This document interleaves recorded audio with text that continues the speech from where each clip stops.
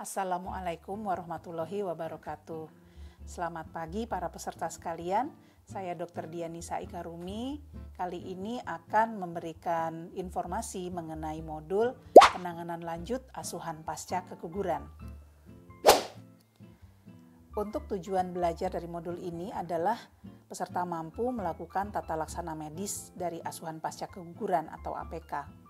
Indikator hasilnya, yang pertama melakukan layanan kontrasepsi pasca keguguran, yang kedua melakukan pemantauan dan pemulangan pasien, yang ketiga melakukan layanan kunjungan ulang dan tindak lanjut, termasuk layanan kunjungan ulang. Untuk materi pokok dan submateri pokoknya ada 3, yaitu 1. Layanan kontrasepsi pasca keguguran, yang kedua pemantauan dan pemulangan pasien, yang ketiga adalah tindak lanjut. Di dalamnya nanti akan kita bahas mengenai hal-hal yang dapat dilakukan saat kunjungan ulang dan rujukan tindak lanjut. Kita akan mulai dengan layanan kontrasepsi pasca keguguran.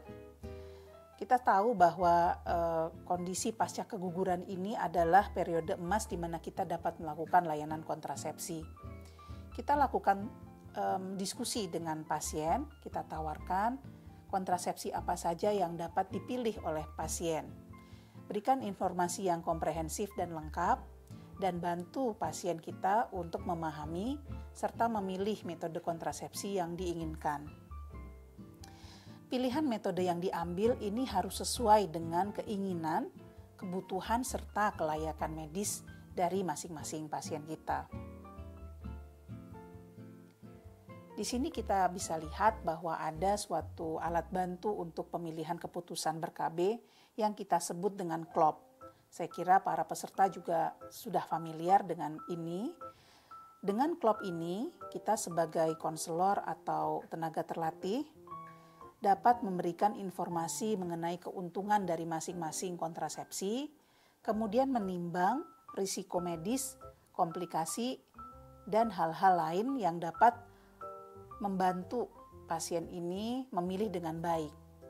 Kadangkala ada suatu kontrasepsi yang dipilih oleh pasien, tetapi ternyata setelah kita lihat tidak sesuai dengan kondisi kelayakan medis dari pasien tersebut.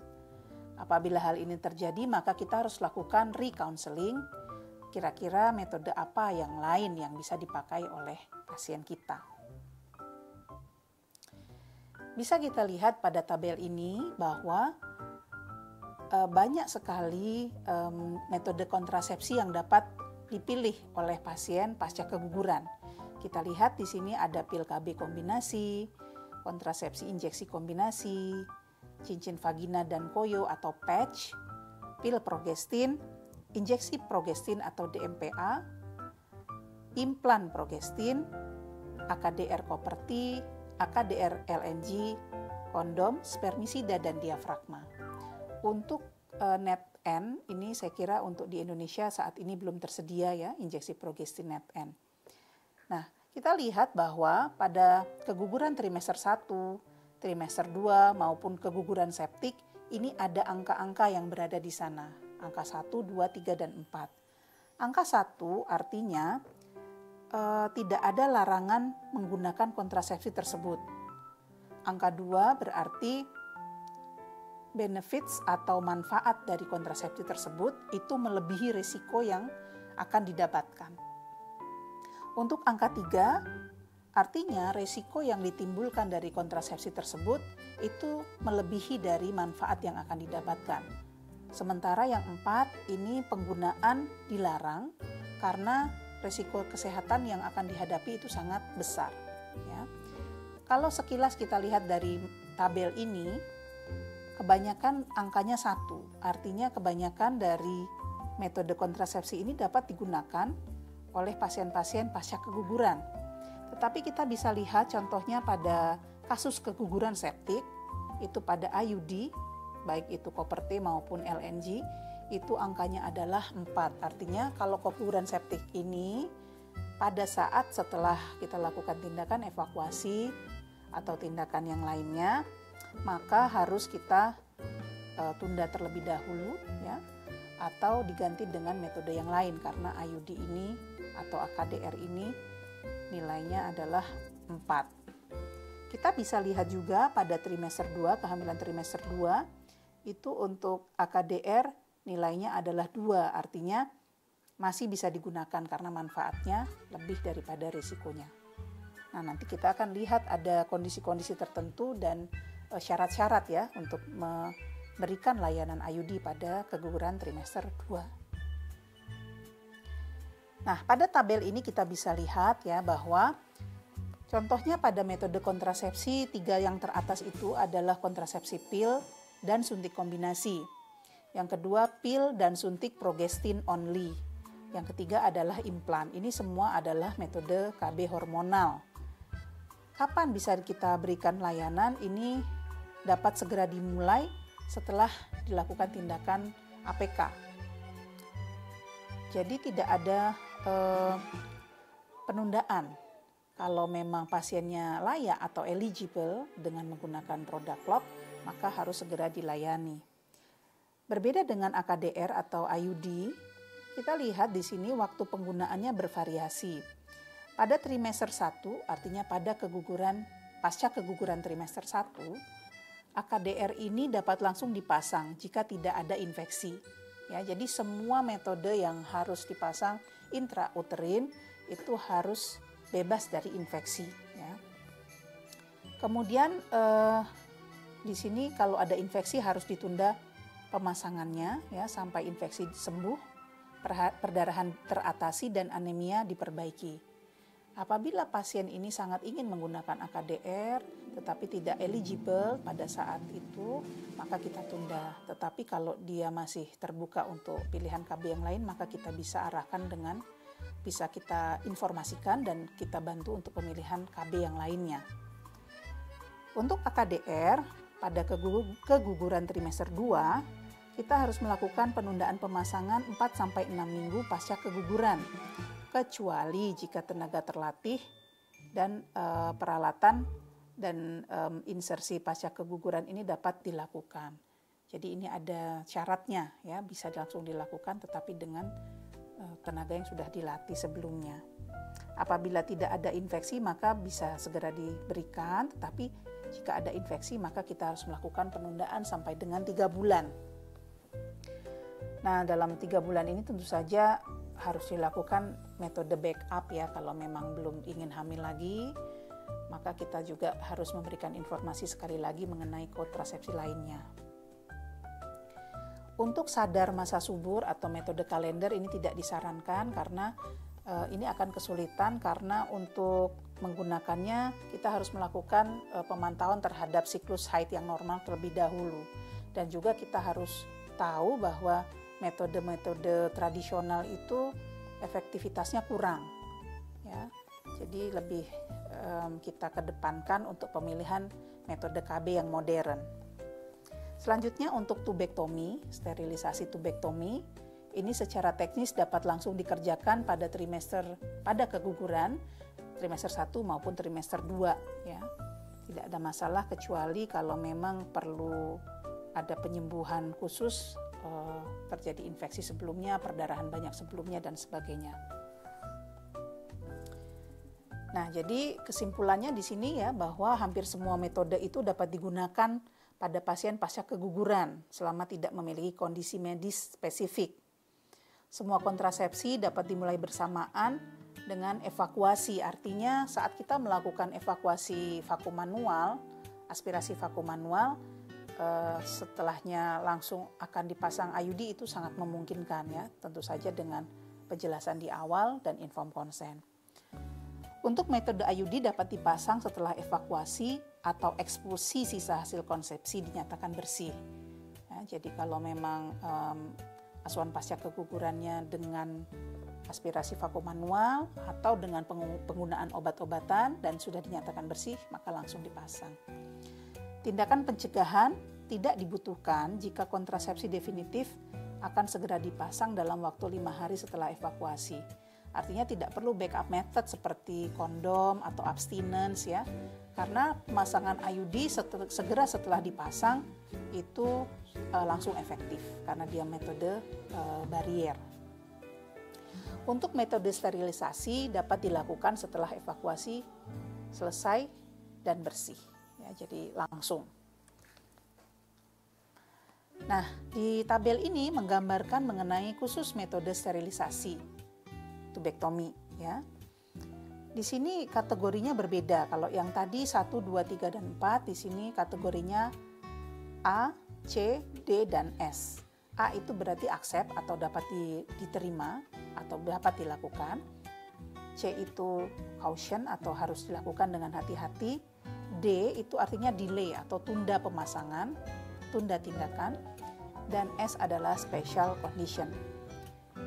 Dari tabel ini kita lihat kondisi yang accept atau bisa langsung dilayani adalah kondisi pasca keguguran yang tidak ada komplikasi. Kemudian kita lihat ada S di sana, itu adalah kondisi pasca keguguran yang mengalami perforasi uterus. S ini artinya kalau kita lakukan pada vaskes pertama atau kedua maka harus dilakukan rujukan ke vaskes tersier.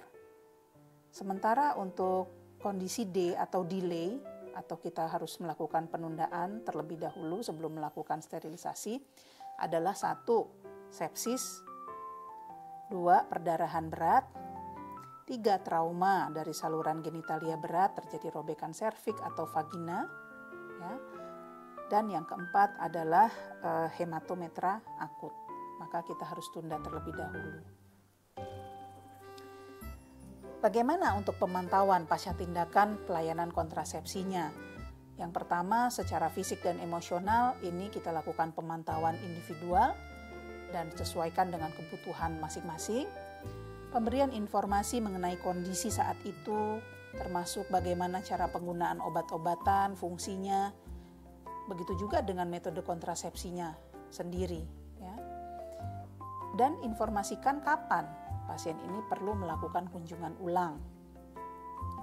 Berikan konseling tentang dampak, komplikasi, dan perawatan pasca tindakan. Begitu juga dengan pemberian informasi, tanda bahaya, dan apa yang harus dilakukan dalam kondisi darurat. Ya.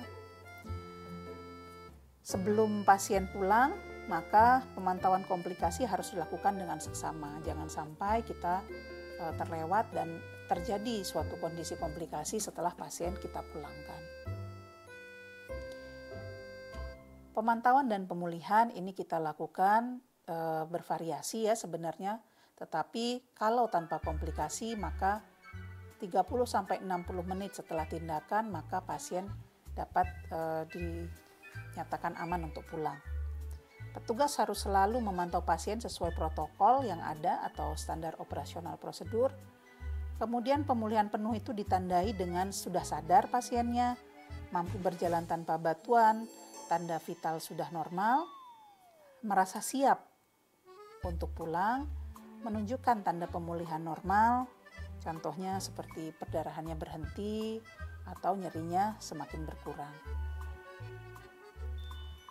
Nah, ini adalah indikator kapan pasien dapat dipulangkan. Pasien kalau sudah stabil dengan tanda-tanda yang disebutkan sebelumnya, kemudian sudah kita berikan informasi yang diperlukan, maka dapat dilakukan pemulangan. Edukasi yang harus dilakukan oleh provider ya, tentu saja instruksi untuk minum obat yang diresepkan. Berikan juga informasi kapan harus kembali untuk follow up. Follow up ini bisa kita lakukan 7-14 hari setelah tindakan. Untuk kontrasepsinya kita beri informasi kembali, efek samping, kemudian apa yang akan dirasakan. Begitu juga kapan pasien ini dapat melakukan aktivitas seksual kembali, itu juga sangat penting. Tanda-tanda pemulihan normal juga kita sampaikan, begitu juga dengan tanda-tanda darurat atau tanda bahaya yang mengharuskan pasien untuk datang kembali ke vaskes. Kita berikan juga nomor kontak layanan konseling dan layanan darurat pada fasilitas yang sesuai dengan kebutuhan dari pasien.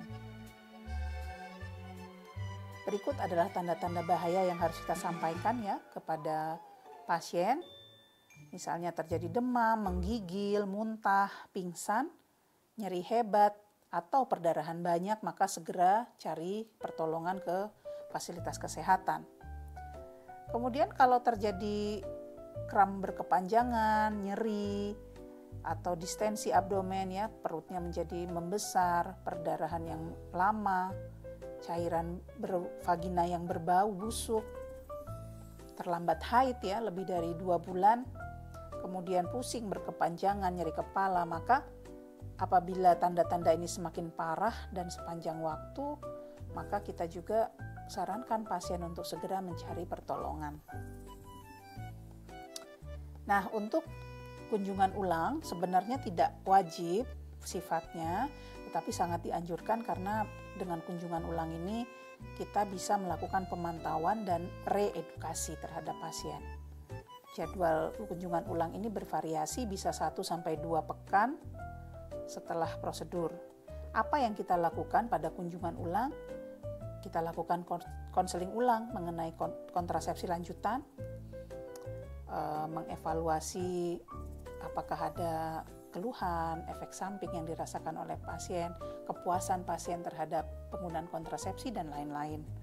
Kemudian dukungan emosional dan psikososial, serta diskusi mengenai masalah medis lainnya yang dihadapi oleh pasien.